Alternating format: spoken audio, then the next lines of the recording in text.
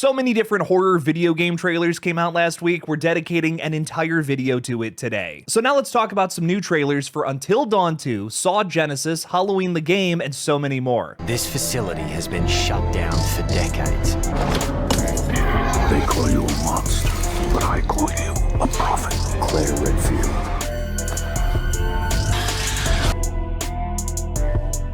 Hey everybody, I'm Killjoy Jake. Welcome to another horror news video. Today we're getting into specifically horror video game news, so if that's your cup of tea, you're in the right place. We have updates today on some of the most exciting horror games coming out not only this year, but in 2027. We're also going to be covering Silent Hill TOWNFALL, the remake of Code Veronica, and Alien Isolation 2, so make sure to stick around for the entire update. Thank you all so much for supporting this page, liking, subscribing, pressing all the buttons. Now let's finally get into the news. Kicking this off with a big one here, Until Dawn 2 just had its first trailer released this past week, and it looks pretty damn cool. It's got a totally different setting and a whole new cast of characters, but still carries that same vibe as the original. Just like the first one, it's a narrative-driven horror game where you get to make choices for all of the characters and decide if they live or die, not really knowing the consequences of your actions in the moment. But that's the fun of it, damn it. The synopsis for Until Dawn 2 reads, "Ready to die for likes? Join a team of ambitious ghost hunters as they chase their next viral hit on a remote island haunted by a woman's chilling story of something far darker than they bargained for. When the tale begins to manifest in terrifying ways, survival will take more than a strong signal to get off the island alive. Their lives are in your hands, make every choice count." Releasing sometime in 2027. Admittedly, one initial downside to Until Dawn 2 is the cast is nowhere near as strong as the original, but at least some of these faces are familiar. In fact, one is even a face of death, with Dacre Montgomery playing a big part here. And some other familiar faces from the cast include Cobra Kai's Tanner Buchanan and Hannah Keppel. Reprising his role from the original Until Dawn as well as the feature film, Dr. Hill played by Peter Stormare. I absolutely love the idea of a cursed tropical island setting. That is going to lend itself to some really scary and really vibey moments. One of my all-time favorite horror flicks is Zombie from 1979, mostly because it is set on a cursed island.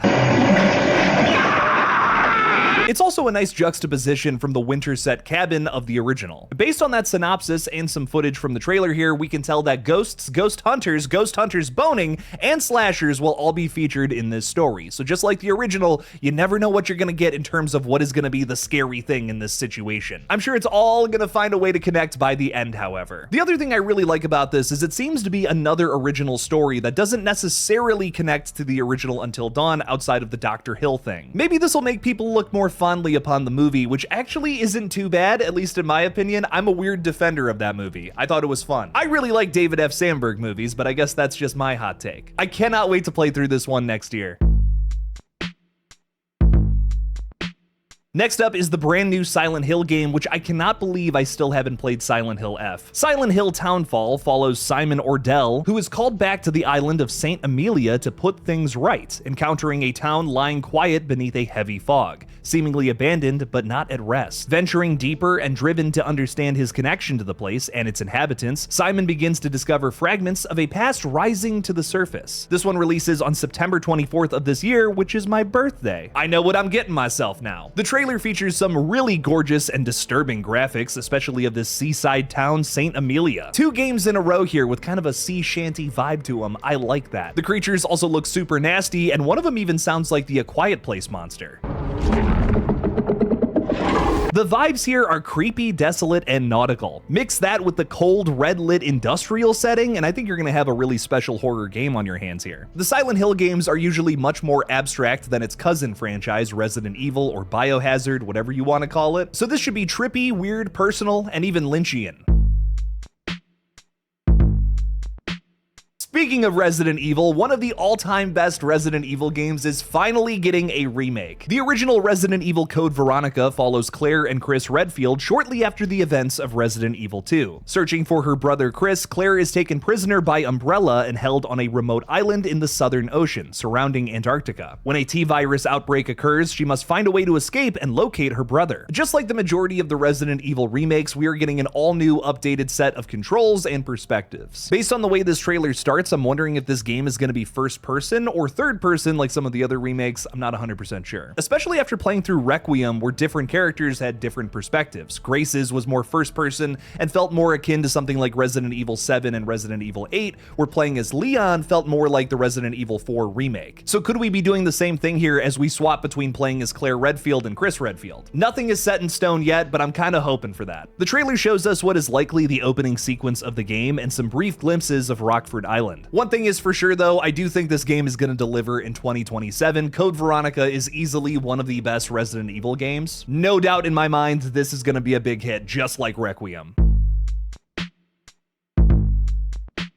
We finally have some footage from the Alien Isolation sequel. I am so excited for this. Although I think we hear Amanda Ripley's voice in that new trailer, the Sega website tells a different story about this sequel. Alien Isolation 2's plot description reads, when a survey team on a remote colony planet discovers a mysterious crashed vessel, one member makes it her priority to investigate. No one is prepared for the horror unwittingly unleashed on the settlement. There's flashes of burning flamethrowers, androids being ripped apart, and some slimy xenomorph skin all over this creepy ass sequel trailer. I've only played through the first couple hours of Alien Isolation, but soon I'm gonna fix that on this channel right here. Hopefully we're gonna be doing some more gaming live streams here soon. Even with what little I've played of Alien Isolation, I can already tell you that it's so much closer to the original movie than anything else from this franchise. Based on that plot description, I imagine the sequel is taking a lot of notes from the James Cameron film. I can't wait to finally play through it because man, this sequel trailer looks incredible.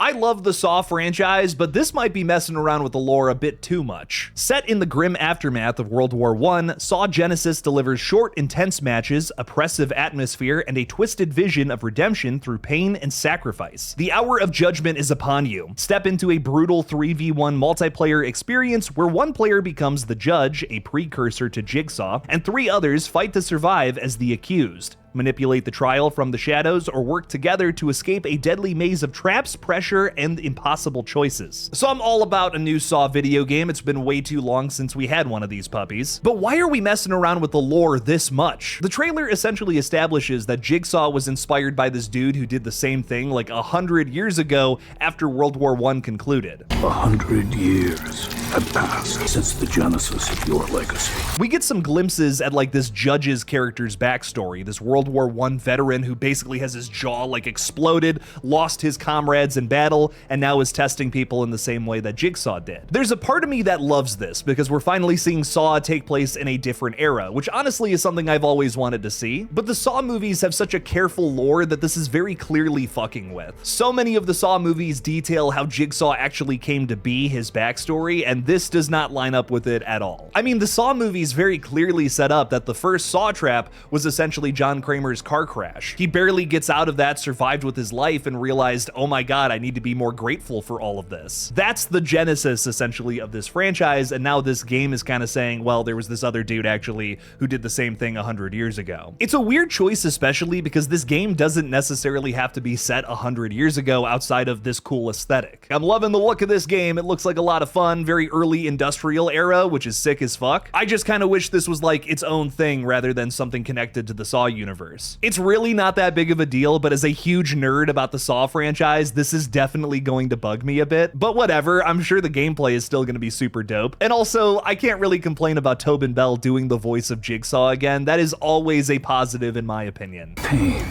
is our only true path to redemption. No release date yet for Saw Genesis, but you know I'm going to be playing it on this page when it releases. Last but certainly not least is Halloween the game, something I am very excited to play on this page again. Have I said that enough in this video? We're doing a lot of gaming live streams coming up soon. The brand new trailer shows Michael discovering his mask and picking up a kitchen knife as he arrives in Haddonfield. This is likely amidst the story mode of the game that will loosely follow the John Carpenter classic. I'm especially excited for the story mode from this game because it's not gonna just like die in a couple of months like most other horror video games out there. The multiplayer, I'm not 100% sure if that's gonna stick around for too long, but one thing thing is for certain, if you pick up the Halloween game a year from its release, you're still going to be able to play the single player story mode. That to me is going to give this thing much more of a shelf life than most of the other asymmetrical horror games that Gunn has put out recently. I'm still so mad that I bought the Texas Chainsaw Massacre game like a couple of days before they said that they're just kind of done with that and throwing it off to the side essentially. This trailer is narrated by Dr. Loomis, Michael's iconic hype man, making him seem like the illest killer this side of Illinois. Every soul unfortunate enough to cross Michael's path would suffer. I am so excited to play this game on September 8th, but this story mode especially is the thing that piques my interest here. I am super excited for all 6 of these games. Let me know down in the comments below which one you want to see live streamed to this page. Thank you all so much for watching. Please subscribe, and as always, don't forget to kill it out there, y'all.